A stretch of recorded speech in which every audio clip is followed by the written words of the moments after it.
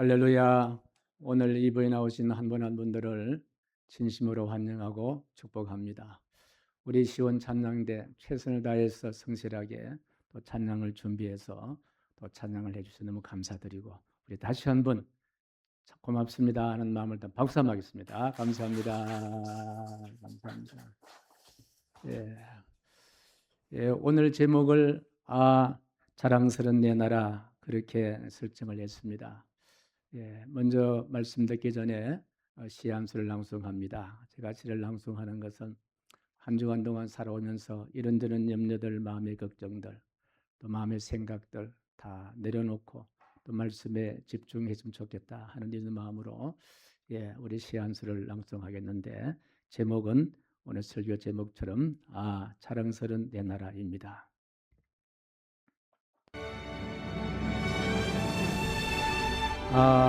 자랑스러운 내 나라.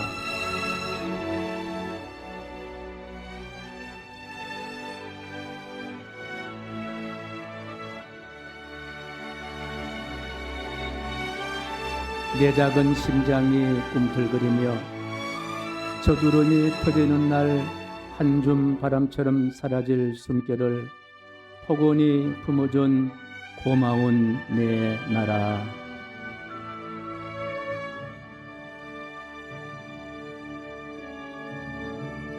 봄, 여름, 가을, 겨울이 돌아와도 한 번도 거절함 없이 계절마다 은혜를 품어내는 베풀고도 또 베푸는 어머니 땅.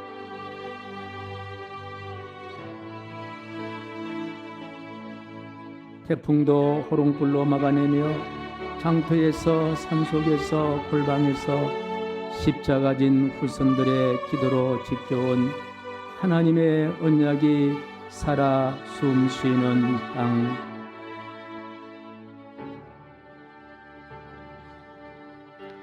자손만대 이르도록 꿈에도 잊지 못할 그리움으로 역사에 영원히 새겨질 그 이름, 하늘의 별처럼 빛날 대한민국.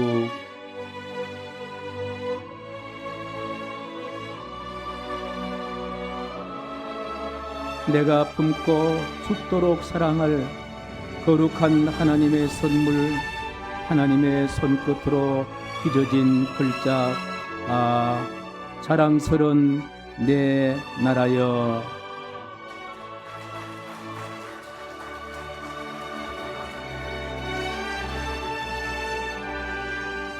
우리가 대한민국에 산다는 것은 가장 큰 축복이다. 해외 나가 사시던 분들이 한국에 들어오면은 이 나라가 너무 좋다 이야기합니다. 우리 지난 목요일 날 예수를 함께 식사 때에 우리 김희정 권사님이 그런 말씀하시더라고요. 목사님, 대한민국이 너무 좋다는 거예요. 미국에 오랫동안 사시다가 한국에 들어와 사시는데 너무 내 나라가 좋다는 거예요.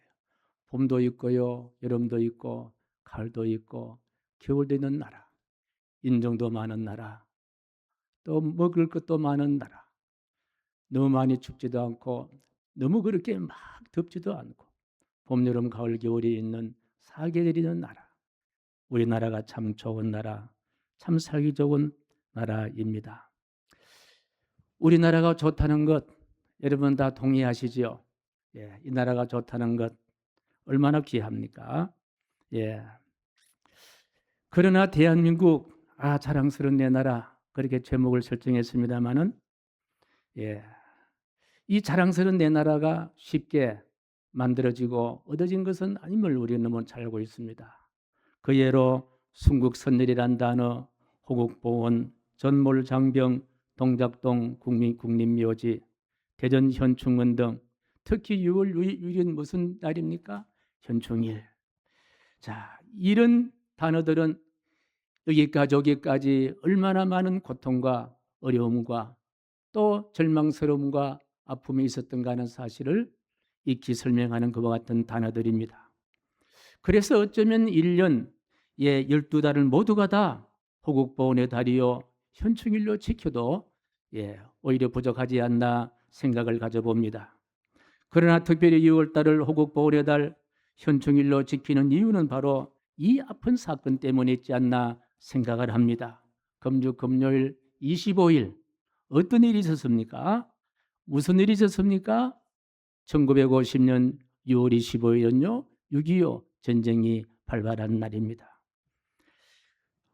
1956월 25일 주일 새벽 4시였습니다. 북한군은 38선 전역에서 소련제 탱크를 앞세워서 남침을 했습니다. 움직이는 철의 절벽과 같은 탱크들이 굉음을 내며 남쪽으로 밀려 내려왔지요. 우리나라 국군의 열악한 장비 속에서도 필사적으로 온몸으로 저항했으나 전선은 급격히 무너지고 또 무너지고 맙니다. 전쟁이 시작된 지 불과 3일 만에 6월 28일 날 서울은 함락되고 말았습니다. 대한민국은 나라의 존립 자체가 흔들리는 절체절명의 위기를 맞게 됩니다. 나라가 풍전등화와 같이 위기에 처했을 때에 하나님은 국제사회를 움직여서 16개, 16개 나라에서 직접 군인들이 또 이렇게 파견이 되었고 어르신만 보낸 나라가 바로 6개 나라, 더합 22개 나라가 꺼져가는 등불 같은 대한민국을 지켜주었습니다. 하늘이 무너져도 솟아날 구멍이 있다고 했습니까? 전쟁의 영웅 메가더 장군 인천 상륙작전, 도저히 불가능하다고 했던 상륙작전이 성공합니다. 서울은 수복했지만 중공군의 개입으로 전쟁은 다시 시작이 되었지요. 그러나 우여곡절 끝에 1953년 7월 27일 휴전이 체결됩니다. 전쟁 발발 3년 1개월 정도, 3년 1개월 만이었습니다. 이런 역사적인 아픔이 있었지만 오늘 자랑스러운 내 나라가 될 수 있음은 순국선열, 전몰 장병들과 같은 호국보훈의 주인공 때문이다. 그렇게 생각합니다. 이런 분들 우리는 어떻게 불러야 될까요? 무엇으로 불러야 될까요? 애국자. 제가 애국자로 부르는데 아마 동의하지 않은 사람은 아무도 없을 겁니다. 우리가 성경을 읽다 보면은 믿음의 사람들은 모두가 다 애국자임을 우리는 알 수가 있습니다. 민족을 위해 눈물 흘렸던 예레미야 애국자 아니었습니까? 애국자였습니다. 이스라엘 백성을 출애굽으로 이끌었던 모세 역시 애국자입니다. 무너진 예루살렘을 바라보며 통곡하고 재건에 헌신했던 느헤미야 역시 뛰어난 애국자입니다. 동족의 구원을 위해 저주받을지라도 원한다고 고백했던 신약의 사도 바울 역시 애국자입니다. 그리고 오늘 본문의 에스겔은 성경을 대표하는 애국자 중에 모델이 되는 애국자가 바로 에스겔 선지자입니다. 사울과 다윗, 솔로몬에 거쳐서 통일 왕국으로 이스라엘 백성들이 그렇게 번성하던 차에 이제 솔로몬이 세상을 떠나고 르보암과 여로보암이 나라를 통치할 때였습니다. 그때의 10지파의 북이스라엘과 2지파의 남유다가 쭉 갈라지고 남북이 갈라지고 맙니다. 에스겔도 바벨론의 침공으로 이제 바벨론의 포로로 잡혀간 그와 같은 상황이었습니다. 그런데 이 에스겔은 자신의 비참한 처지를 바라보지 않고 무너진 나라를 바라보았습니다. 흩어진 민족의 아픔을 가슴 쓰라리게 생각을 했습니다. 나라를 사랑하는 선지자, 나라를 진정 사랑했던 애국자 중에 애국자였습니다. 그 이유가 있습니다. 애국의 진정한 정신은 바로 하나님을 믿는 믿음에서 출발했기에 하나님을 믿는 에스겔의 믿음의 사람은 어찌 애국을 하지 않을 수 있겠느냐 하는 말씀입니다. 생각해 보면은 에스겔이 역시 바벨론 포로로 잡혀와 고향을 잃고 자유를 잃은 사람이기 때문에 얼마든지 에스겔은 자기 자신의 처지를 한탄하고 언젠가 탈출할까, 언제 고향으로 돌아갈까 그렇게 고민하고 한탄의 세월을 보낼 수도 있을 것입니다. 그러나 에스겔은 포로가 된 자신의 슬픔보다도 포로가 된 민족의 현실과 민족의 슬픔을 더 가슴 아파했다는 거예요. 그래서 무너진 성전과 황폐된 조국, 자유를 잃은 민족들을 생각하며 에스겔의 눈에는 눈물이 마르지 아니하는 그와 같은 일생을 보내고 있습니다. 에스겔의 눈물은 개인의 불평 때문에 흘린 눈물이 아닌 거예요. 개인의 억울함 때문에 그 억울한 눈물도 전혀 아니었습니다. 어떻게 하면 이 나라의 민족이 다시 회복이 될 수 있을까? 무너진 예루살렘 성을 다시 회복할 수 있을까? 민족을 생각하는 그런 슬픔이었습니다. 하나님을 잃어버린 민족을 향한 그와 같은 애국의 눈물을 흘렸던 분이 바로 에스겔 선지자였습니다.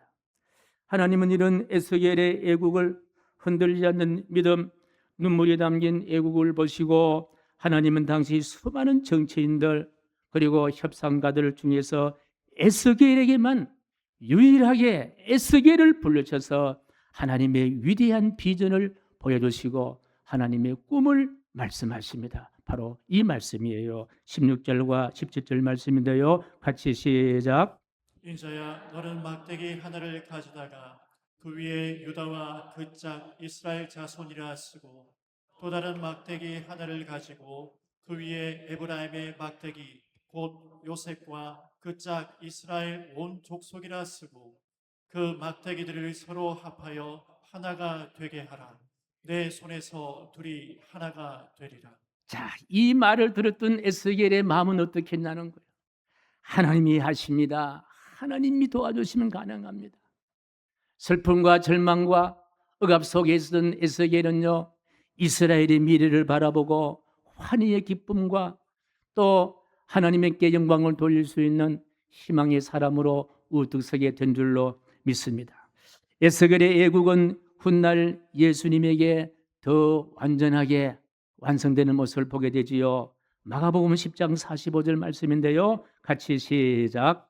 인자가 온 것은 섬김을 받으려 함이 아니라 도리어 섬기려 하고 자기 목숨을 많은 사람의 대속물로 주려 함이니라. 예수 그리스도께서 이 세상에 오신 것은 당신 혼자 잘 살기 위한 것이 아니라 당신의 몸을 십자가에 바쳐서 민족을 살리고 나라를 살리고 많은 사람들을 살리기 위해서 십자가의 희생 제물로 그렇게 드리기 위해서 오셨다. 우리는 예수님의 이 정신에서 무엇을 보게 됩니까? 애국의 정신을 보게 됩니다. 참으로 우리 예수님은 애국자 가운데 애국자임을 알 수가 있습니다. 그 애국은 십자가에서 가장 분명하게 증명되었습니다.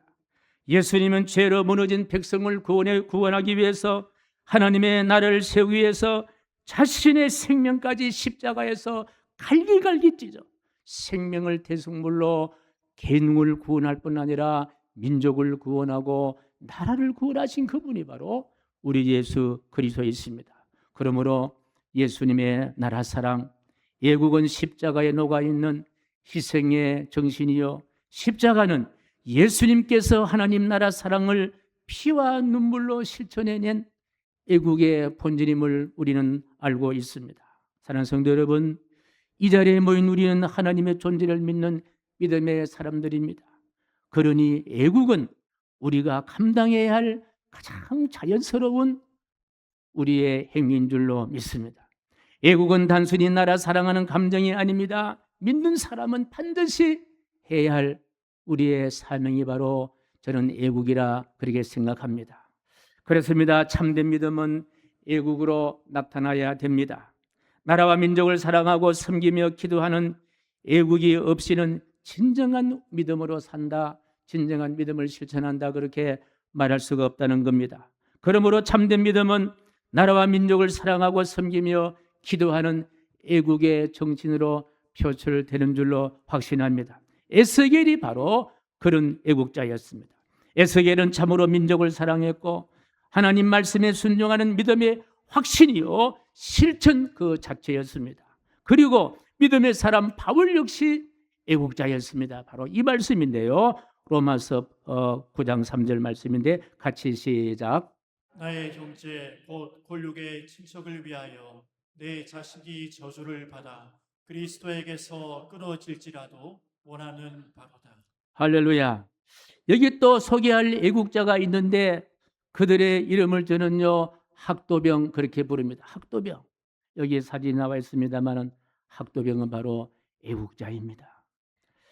여러분 한번 들어보실 줄도 알고 또 아마 경험해 보신 분은 아니겠습니다만은 기억나신 분도 계셨습니다. 6.25 전쟁이 일어났을 때에 나라를 지킬 군인도 부족했고 무기도 부족했을 때에 교복을 입은 어린 학생들이 스스로 전쟁터로 나갔습니다. 저들을 일컬어 학도병 그렇게 부릅니다. 나이는 대부분 15살에서 한 18살 정도. 이 정도 나이 같으면 지금의 15살, 18살 정도 되면요, 아직 부모님에게 어리광을 부리고 있을 그런 나이가 아닙니까? 그러나 그 어린 자녀들은 책 대신에 총을 들어야 했습니다. 기록에 의하면 1950년 8월에 포항전투에서 71명의 학도병이 참전을 하는데 정식 군사훈련도 제대로 받지 못한 중학생, 고등학생들이었다고 합니다. 누군가의 집에 귀한 자녀들이 아닙니까? 누군가의 집에 귀한 딸이었고 누군가는 집에 귀한 아들이었습니다. 이들이 포항여자 중학교에 배치가 되었습니다. 탄약도 부족했고 또 지원군도 없었습니다. 그래서 학도병으로 지원하는 아이들은 살아 돌아갈 것이라는 생각은 하지 않을 거예요. 내 한 몸 바쳐서 이 나라 인적을 좀 구하리라, 그런 애국의 정신이었다 저는 생각해 봅니다. 동료들이 하나둘 쓰러져 갔지만 끝까지 진지를 지켰다고 전해오고 있습니다. 수백 명의 훈련된 북한군을 상대로 11시간 넘게 진지를 치열하게 싸웠다고 전해지고 있습니다. 전투가 끝난 뒤 대부분의 학도병들이 전사를 하게 되는데 그 전사한 학도병의 주머니에 가족에게 보내는 눈물겨운 편지와 메모들이 발견되었는데 그 중에 한 학도병이 어머니에게 이런 편지를 보냅니다. 어머니, 저는 사람을 죽인 것이 아니라 대한민국을 살리기 위해 싸웠습니다.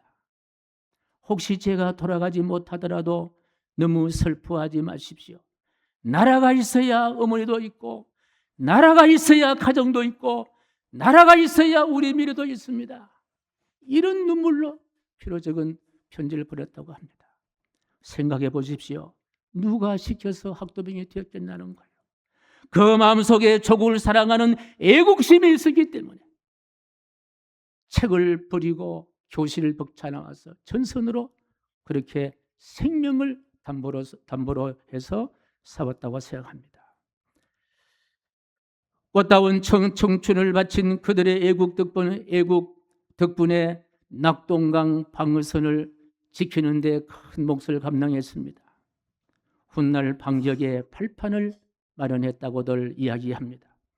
이처럼 6.25 전쟁은 한참 꿈을 키워야 할 어린 학생들을 전쟁터로 내몰았던 참 아픔의 전쟁입니다. 스스로 학도병으로 지원했던 수많은 자녀들의 소중한 생명들을 앗아갔던 전쟁이 바로 6.25 전쟁입니다. 책가방 대신에 총을 들고 교실 대신에 전장으로 향했던 그들의 마지막 남긴 말은 무엇입니까? 이 나라를 지켜달라라는 그와 같은 눈물의 이야기입니다. 이 자유를 잊지 말아달라라는 그와 같은 당부였습니다. 우리 그들의 순간 애국의 정신을 우리 영원히 잊어서는 안 될 줄로 믿습니다. 그들의 애국의 마음으로 우리가 6.25 노래를 같이 한번 부르시면 좋겠다 생각합니다. 1절과 3절만을 우리 같이 한번 불러보겠습니다.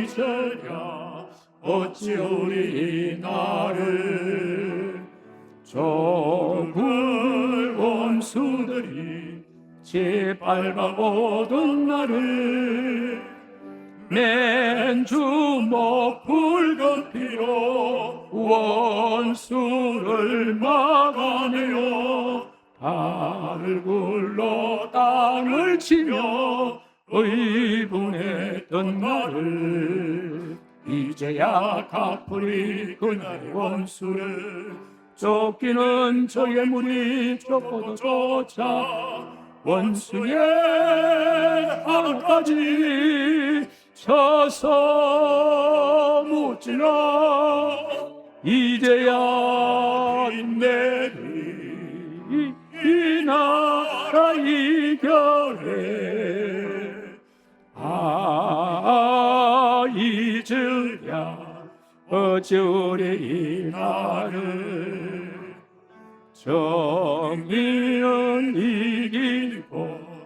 이기고야만 것 자유를 위하여서 싸우고 또 싸워서 다시는 이런 날이 오지 않게 하리. 이제야 갚으리 그날의 원수를 쫓기는 적의 무리 쫓고 쫓아 원수의 하나까지 져서 무찔러 이제야 빛내리 이 나라 이겨내.